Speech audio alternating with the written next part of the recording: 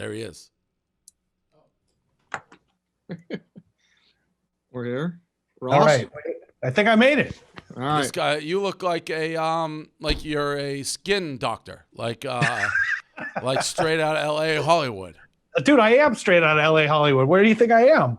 Well, that makes sense. You know, that's what I do. I live in Hollywood, Santa Monica. That makes sense too. All right, Eddie, you want to go or how you want to do it? Yeah, let's do you're it. in Philly. I used to live in Philly, and you're there now, right? I'm in New York. I do half and half. After today, I go for the weekends until like Monday or Tuesday. Dude, thank you for what you did for the Reading terminal and stuff. That was sweet. Yeah, that was a no-brainer. All right. I know, but you know what? You do a lot of stuff, and I get your show, and I like it actually. But like that's the stuff where you can make a huge difference, and you did, and I give you credit for that. That was awesome. I appreciate it. All right, so Ross, and we were talking about it a little bit earlier. You and I have been going back and forth now for a while, and I said it's not gonna be like yelling. I'm actually curious because we've never spoken on where we would go. So I'll start. As you know, I'm fairly new now to the day trading, the stock market. And the first time I became aware of you was basically a subtweet at me, which said, trust me, Dave, done this my whole life. You will lose all this money. Happy to help you not do that. We work with lots of lucky people like you and make sure they don't end up with nothing. So that tweet pissed me off. I'm like, who the fuck is this guy out of the clouds calling me lucky? And then we're off to the races, basically. You don't think you're lucky? I'm lucky. I mean, come on, buddy. I don't. Oh, buddy. Buddy. Sorry. See, there we go. See, there we go. Steve Che. Where is Steve Che? Okay. Listen. The way I look at life is that if you're successful, there's a part of it is luck, and you have to be like conscious of that. And so, granted, I do. It was an approach because I wanted to get your attention, and obviously I did. Yes. But I thought what you were doing was really cool too. Like in that, you're bringing investing to young people, which is what I do. But I just wanted you to do it the right way. So I can help you make a lot of money, man. You trade a lot of the same stocks I own, and you're talking about Shopify all day. And I own Shopify, and I'm like, why doesn't Dave just call me? I can help him. You listen to randoms. But not so much randoms. And that's part of what I've said is I would never trust my money with somebody who's like essentially cold calling me on social media, which is what that was. Like, I want to give my money to somebody who I have to beg to take my money. Like, why? I hear Why is that? Because a cold call got to me, someone who's calling on Twitter or social, they should have better and bigger things to do. And it's almost like a tout analogy. Like, if you're so good and great at picking stocks, why do you need my money? Why don't you just do it yourself? Keep it to yourself. I don't actually. That's not how my business started. I did this for myself.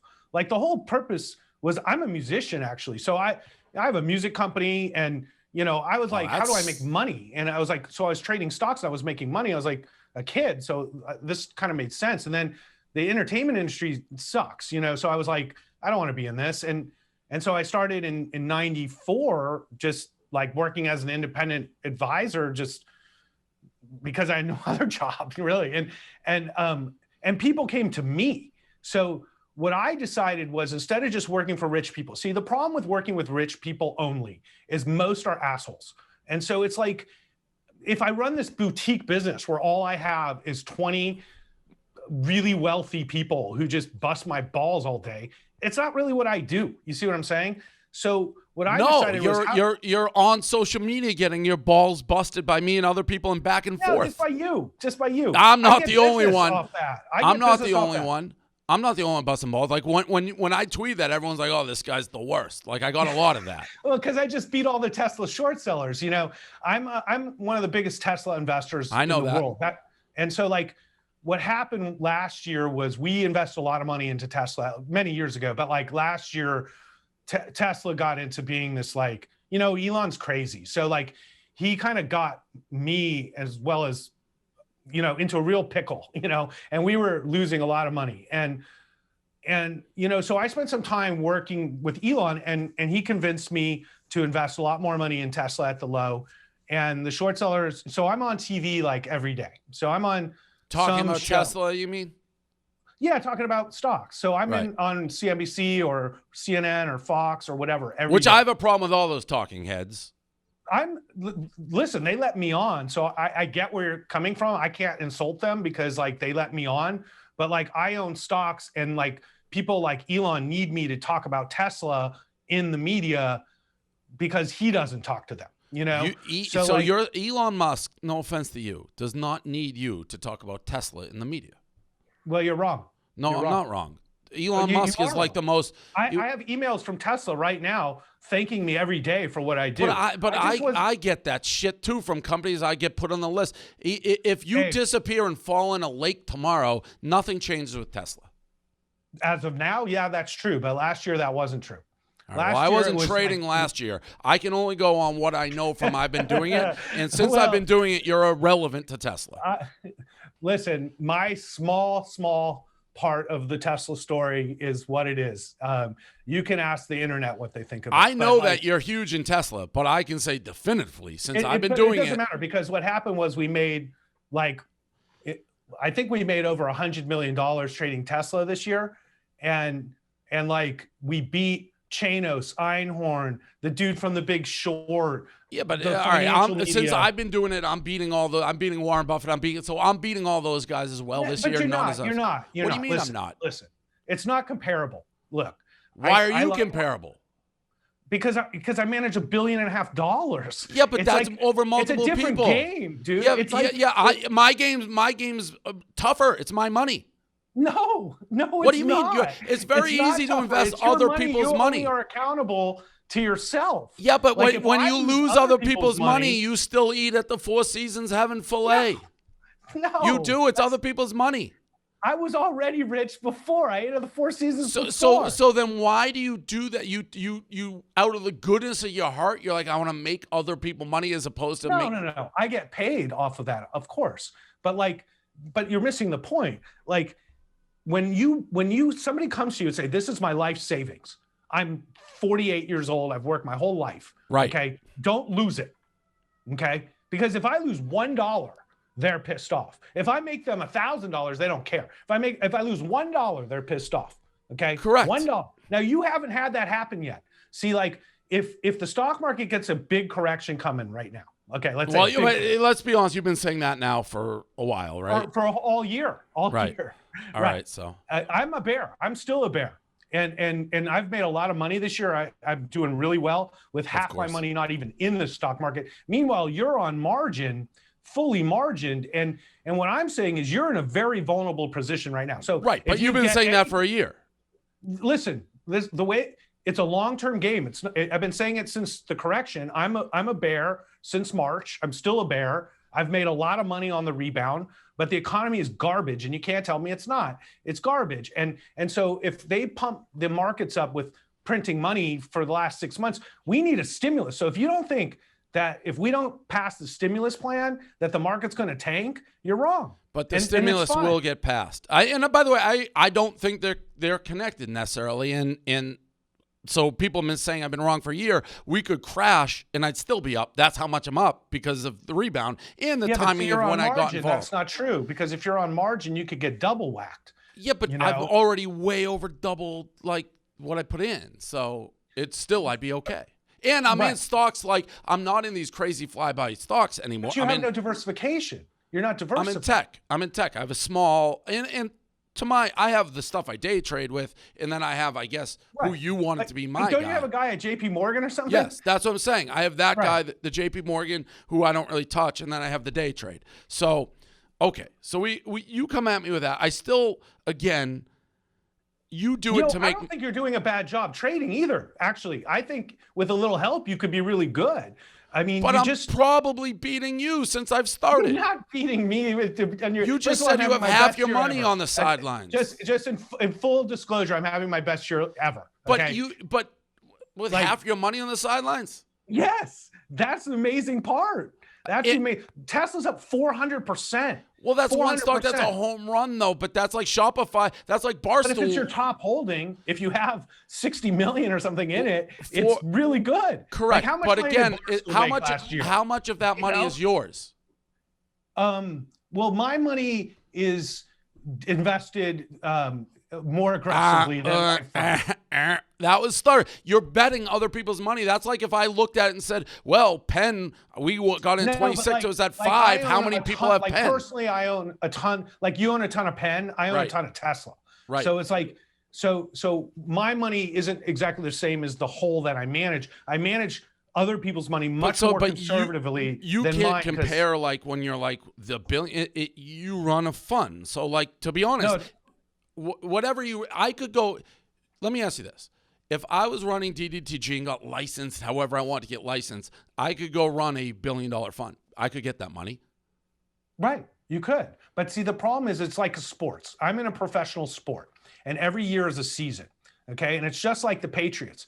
You know, they were great, and now they suck. And so it's like when you suck in my business, everybody pulls their money and you're done. Okay. That's the way it works. Okay. I'm on 27 seasons now. I've done the financial crisis. Stocks always go up. Right.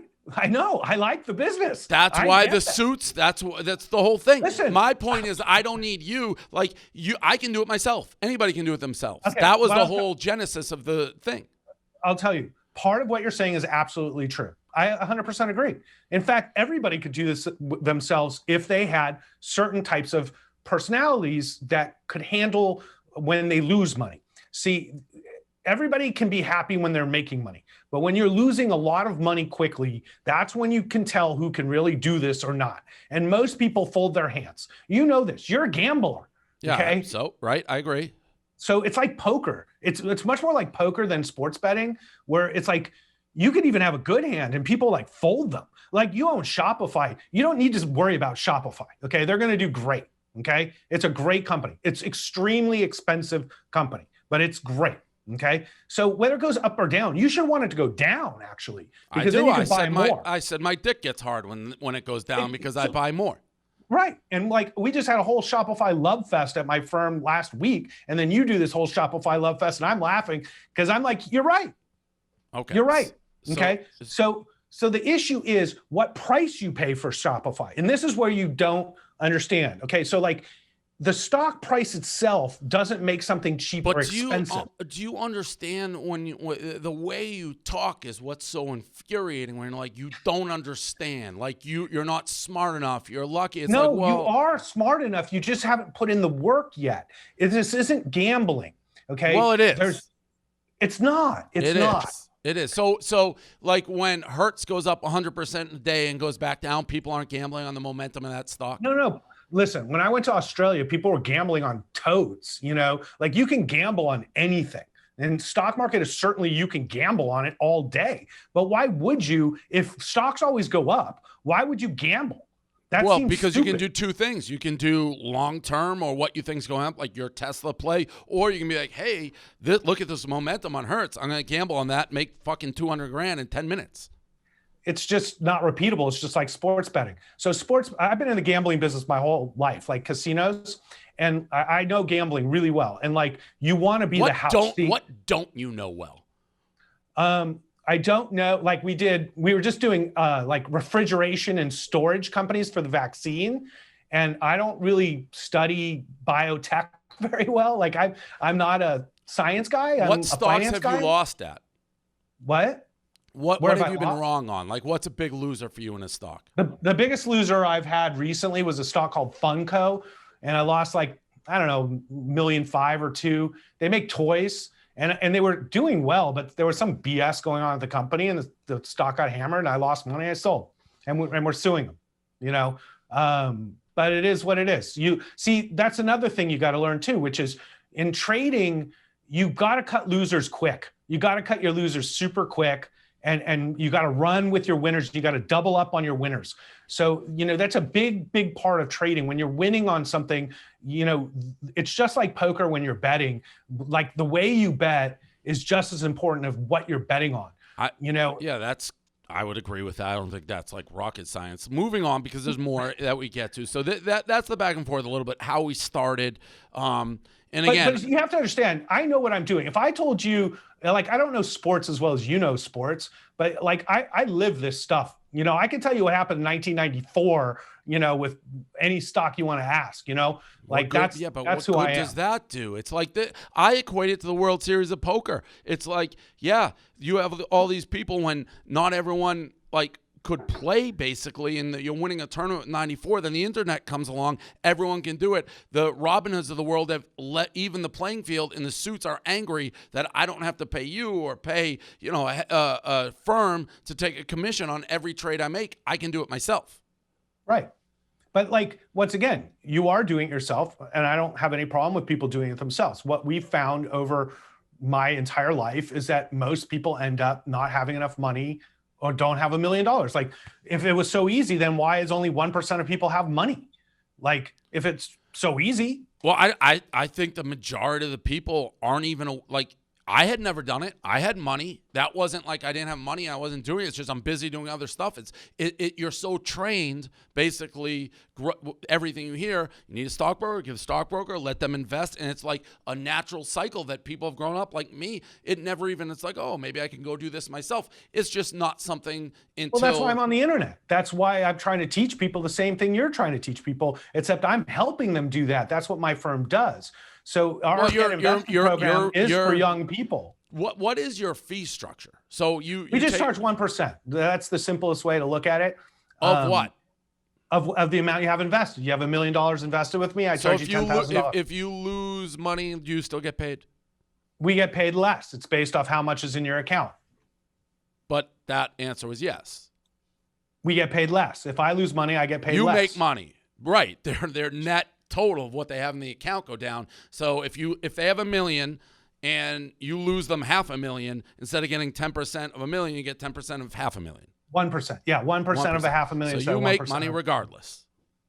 I make money regardless. Yeah. Have you ever thought maybe I shouldn't charge on losing? No, because that's not what people only pay us for. That's investment management. Remember, a lot of what people pay us for is financial advice. So financial advice would be something like you're 43 and you're single, I guess. And let's say you meet a girl, you know, and you decide again that you want to try to get married again. Like, maybe we should talk about the best strategy for your finances, considering they're very complicated. Do you have your trust set up correctly? Like, that's financial advisor. What about somebody who's just giving you money to invest? Well, a lot of wealthy people just give me money to trade for them, like invest, because a lot of firms don't do anything. And that's actually why we started our firm, is because what you're saying is totally true. Most firms do nothing. Like, they literally like put your money to sleep. Like, it dies. But I'm still confused. Why do you charge money if you go through a full year and you're in the negative? You say that's never happened, but if it did, no, I've lost money. Of course, I've lost money. So then, why do you charge people commission on losing them money? First of all, we don't charge commissions. We charge an advisory fee, and there's no obligation. Like, you charge juice. It's the juice, 10% juice on what you got with you. 1%. I wish it was 10. 1%. Let me tell you, if it was 10, yeah, that would be great. No, like, a hedge fund charges 2 and 20% of the profit. I get how the model goes, but why? That's what I don't like about the model. I'll give you an example. Okay, so let's say you were my client, and it's 6:30 in the morning. You get up, you start DTGG, and Shopify's down, I don't know, 50, 100 points, and you start to get nervous. Who do you call? Who do you trust to call? Well, see, you go on your phone. If they invested with you, and all this stuff, but you could just call me. You could just call me, and I'd say, "Hey, Dave, relax." So a lot of my job is, Dave, relax. Okay, a lot of times people are panicking, and my job is just to say, relax. Stocks always go up. Okay. And then they relax and they don't do stupid stuff. The second thing is they'll get an idea, like your Mark idea. What a horrible stock to buy. Okay. You're buying this Mark and it's a piece of crap. Okay. If you would have just called me, I would have said, dude, Dave, it's a penny stock. The CEO called you and was like, promote my stock, Dave. And you like did it. And I was like, what are you doing, dude? You're going to lose, and you're going to lose other people's money. And that's what happened. So if you just called me, you would have avoided that whole thing, because I said, Dave, this is fucking dumb, you know, like, but it come on, look at this piece of shit. Answer the question It's like you sold your Bitcoin.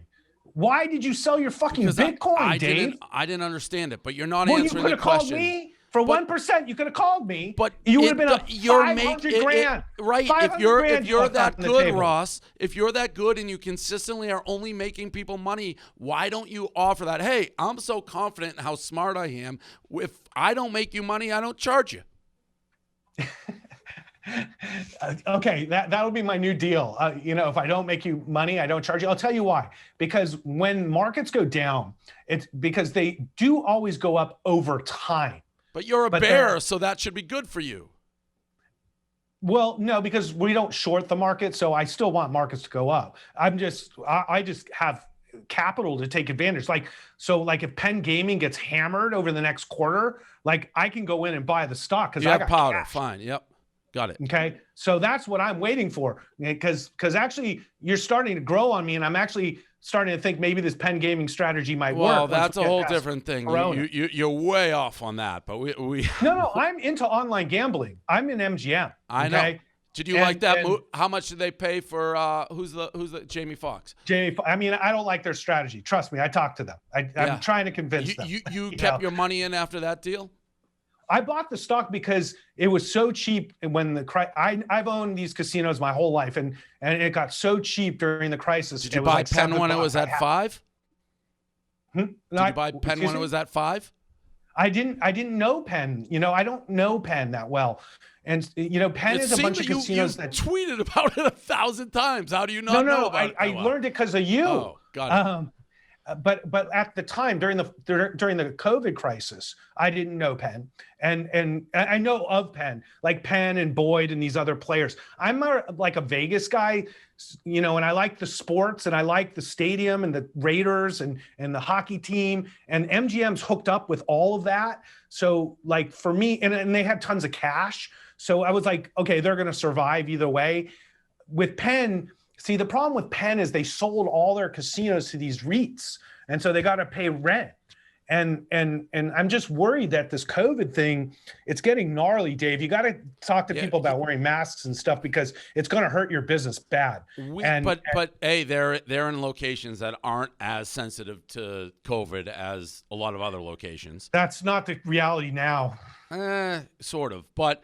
Well, once again, I know a lot more than other people about these things. That's why you know a lot more about everything than everybody. No, but yet you won't guarantee I'll make you money. The other part, is what I do. I mean, they raised $1 billion 2 months ago, and the stock price didn't even blink. What, Penn? Yeah, it's actually at the same price they raised the money at right now. Right, 61. Yeah. That it didn't blink. That's what I said. That's right. But, listen, Penn's doing a good job. I'm watching what you guys are doing. When did you start? And I can't even tell. I know you're very anti-Penn based on, and maybe it's changing. I'm not anti-Penn. Well, I don't mean that. I mean, stock people. I don't take that as personal. Listen, you pissed me off. I'm a fraud on your fucking board. Like, why don't you just all right. Like my lawyers are like, I should sue you, and I'm like, dude, it's a comedy show. Explain then the PPP loan thing. Explain that one to me. Okay, so for those who don't know, I'm going to explain it, then you can say what happened. And I didn't even really know what the PP thing was. We were asked to take it. We said no. But I know you hate Trump. And I don't know if you think anybody who you perceive as either like neutral or whatever you despise. But here we go. This is the tweets. This can't be real. The Lakers got a PPP loan. This whole PPP thing looks like a scam, another big Trump scam. And then you said, I bet you can correlate PPP loans, and Trump supporters want to bet they should publish the list of companies and amounts. And then 2 months later, it comes out you applied and got a PPP loan, correct? Correct. So, all right, explain that.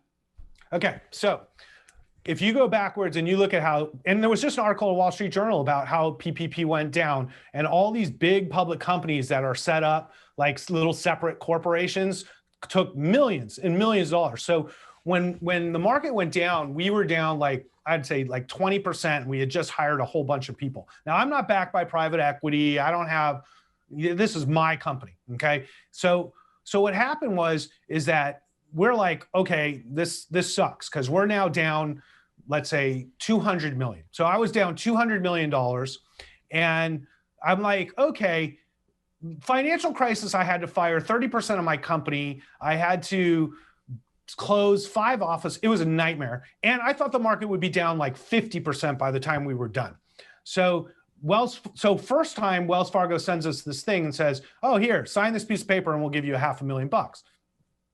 Okay, doesn't happen. So I'm pissed off. I'm like, this is unbelievable. Like, small businesses can't get these loans, but the Lakers got a loan and the hotels all got loans. So I was pissed off. So the second round, then we got our money. And I was like, thank God. Okay. Now, if you would have told me in March or April that I'd be back and up a ton this year, I would have laughed at you because I thought I was going to be down 50%. Now, if I'm down 50%, that means my revenue's down 50%. Okay. Like right away. It's like right away. There's no like stall. So I have to do what's best for my business, and I will do it over and over again. I don't care about the criticism. This is my team. Do you realize how hypocritical you look? I don't care. No, but do you realize? I realize that oftentimes I say things that come back that can be misconstrued poorly. Yes, and you do too. And you do too, Dave. Time out. I don't know that I've ever directly You called Kaepernick. You said bad things about Kaepernick. They're totally inappropriate. Look, but no, I've actually said those comments. I've said I believe to this day have been taken out of context, and that's how I feel. There we go. They're totally different. Like, I'm not a Why? bet you can correlate PPP loans and Trump supporters. Want to bet they should publish the list of companies and amounts? You were one of the companies. Right. And I had no problem having it published. You know, I'm not hiding from the fact that I took a loan from the government because we were in the worst crisis since the financial crisis. But you were like criticizing people who took it. No, I didn't criticize people who took it. I criticized the way they did it. I bet you can correlate. And I still think it sucks. And there's businesses hurting right now. The way they're distributing money sucks. So, you know, I get you get Chernin, and I got you get Penn. Penn Gaming went out and took like 700 or 800 million from the market. Just for the record, for the PPP loans, we didn't take any. I personally said I would pay out of my own pocket anything so no one got fired. That's how it went down. I did that too. It was both. It was loans and capital that I put into the business. And that's fine. It's worked out. Honestly, it's worked out, and I'm grateful. See, I don't think we get like straight answers out of that. That's where I think people listening back, it's like you took the loan, you killed people who took the loans, then you took the loans. If I was going to be like, I was an asshole. Like I didn't think I was going to get the loan. To be honest, I just didn't even think I was getting anything. Well, that's like semantics, though. It's like, oh, I didn't think I was going to get it, so I was making fun of it. I was pissed off. I wasn't making fun. I was pissed off because a lot of our clients were not getting loans. The Lakers one, I can get how they get it, but the second one, where you correlate PPP loans and Trump supporters, when I know you fucking hate Trump, want to bet they should put, that's a little different because you fucking hate Trump. Yeah, well, I was fucking with Trump. You know, listen, Trump's a disaster. It is what it is. But again, in the PPP, last one, why do you delete tweets? You invited me on your podcast. I said, suck my dick. I did invite you on it. I don't have a podcast. Okay? What you invited me on something. I'll tell you exactly what happened. Is people wanted this to happen. Right. People really wanted us to get together. And one of your followers was like, why don't you do a podcast with Dave? And I was like, he's not going to do that. So I tweeted like, oh, you know, Dave, why don't we do it? And then you're like, oh, fuck you. I'll never do anything with you. So I was like, whatever. And I delete it. I delete a lot of tweets, actually. Why? A couple reasons. Number one, like early on when Trump got elected, I said a bunch of stuff and the Trump people really went after me, and it was bad. And I kind of learned maybe I didn't learn my lesson, but it's kind of a record. So why not go through that record and make sure that you don't screw up too much? Like sometimes we all tweet. See, I'm in a tough position. I don't run an entertainment company, so I don't get paid per click, And so like, but you're very much in the entertainment world. Anybody who would be like going back and forth with me is in the entertainment world. I know. And I look at my TV appearances as entertainment, on financial television because it's so boring. And so I do try to make it better. And I think you've done a great job making finance more exciting and more fun, definitely more fun.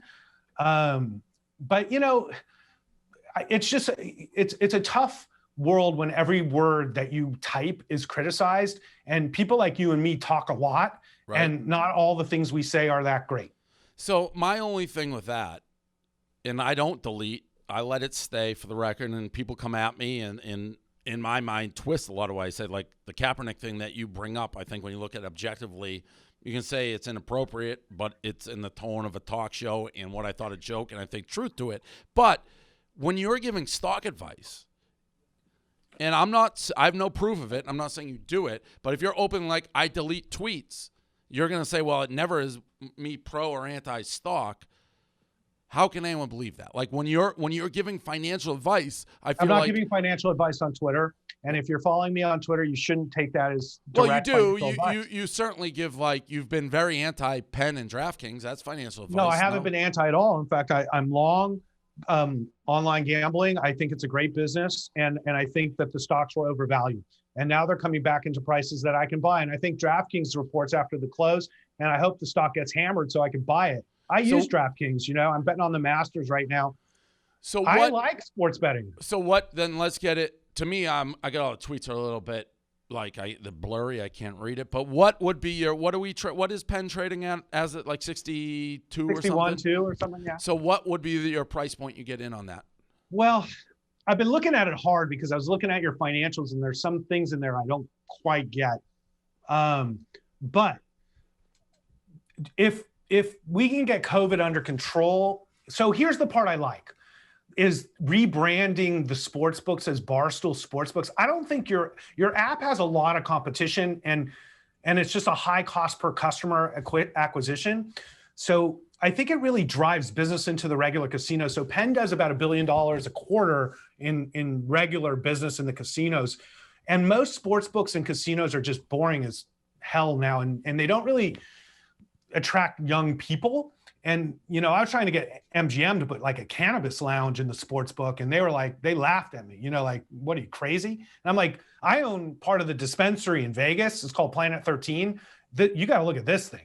Okay. Like if you're not in cannabis, you're missing a huge opportunity. And so, I think the Barstool Sportsbook idea resonates with young people. In fact, just the fact that you talk shit about me all the time, it's amazing how many young people think I'm cool now because of that. They think you're cool because of that. And that's kind of why I did the show, even though everybody I know thought it was a really horrible idea. No, I respect you doing it. I always will respect people who come on, and I think it's been fair so far, but continue.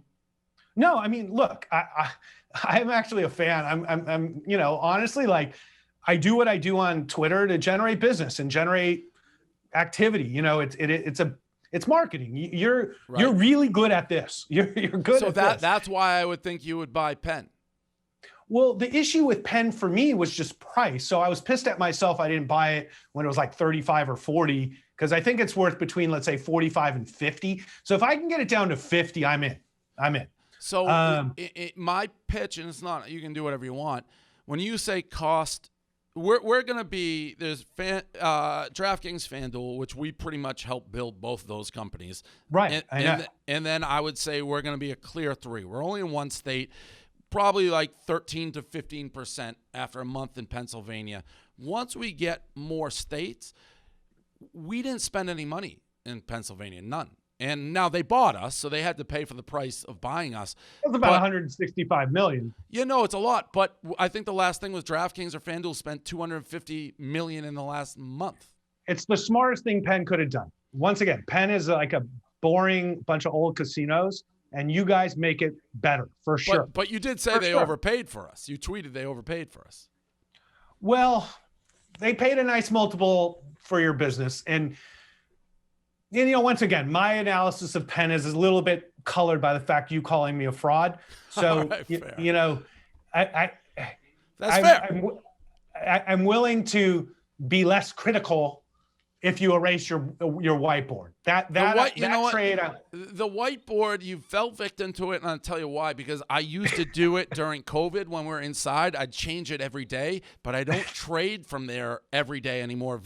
Actually, not often. So I'm out of the routine, and you were just the last one because it was when we had a flare up. But listen, my lawyers like freak out. You know, it's like I can't even tell. It's like that's crazy. That's crazy. I'm like, it's comedy. It's comedy. Well, listen, in my business, when you call somebody a fraud, it's actually a big deal. So, but you know, and I'll tell you the truth. 27 years I've been doing this. I've never had a client complaint. I've never had an issue with anybody. But Ross, you wouldn't. I mean, that wasn't like day one of us going back and forth. If you didn't want like those things to be being said, you would have stopped engaging with me months ago. Listen, you know, Dave, I enjoy engaging with you, to be honest. Right. So that's when the lawyer's like, well, it's like we're both that's what in the arena. Everybody's like, what are you doing? And I'm like, you know, for some reason you make me laugh. You know, you kind of remind me of John Belushi a lot, like young John Belushi. You know, you're a great comedian. I love your work in a certain way. I you know, I'm not gonna lie, I like it, but I, you know, I really like the fact that you're bringing investing to young people. Young people need to invest and save their money, and trading, if you do it right, is a way to build wealth. And I think you're doing a great job with that. I think you're doing a great job. You work like a mother. I mean, I've never seen a guy work as hard as you. So that's actually what's attracting me to Penn now, is you seem like the kind of guy who, like the Bitcoin guys a little bit, who are so passionate about what they do, you'll die before you'll fail. Yeah, you know what I mean? I did a rant on that. I appreciate that. It's 20 years we've been successful, and it's not an accident, and we're gonna make Penn success. I'll drag their asses to the finish line if I have to. But I appreciate you coming on. I said, you know, it's an interesting conversation. You're an interesting guy. You got the LA like nip tuck look, but you're in the fucking, you know, financial world. So thanks for coming on. It's an interesting conversation, and we'll get that shit off the board. My pleasure. And once again, you know, feel free to call me in the morning before you do dumb trades. You know, I'm happy to help you. You know, I wouldn't be doing them. I wouldn't be doing them, Ross, if I knew they were dumb. So I wouldn't be. No, I know, but you got to think them out a little. See, the problem is, you know, you're very hyper in the morning, and at 6:30. Well, for me, at 6:30. You know, you've got to think this out a little bit before you trade. Watch what's happening for a little longer. You end the show typically before I even place a trade, okay? Because between 6:30 and 7 is not really when you want to be trading, you know?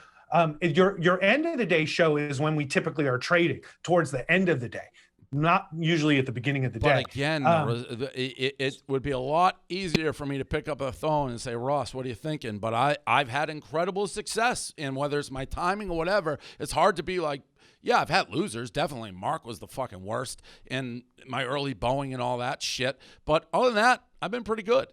No, I know. And listen, and you own a lot of the same stocks I own, but I could have helped you out with Fastly. I mean, we have clients who work there.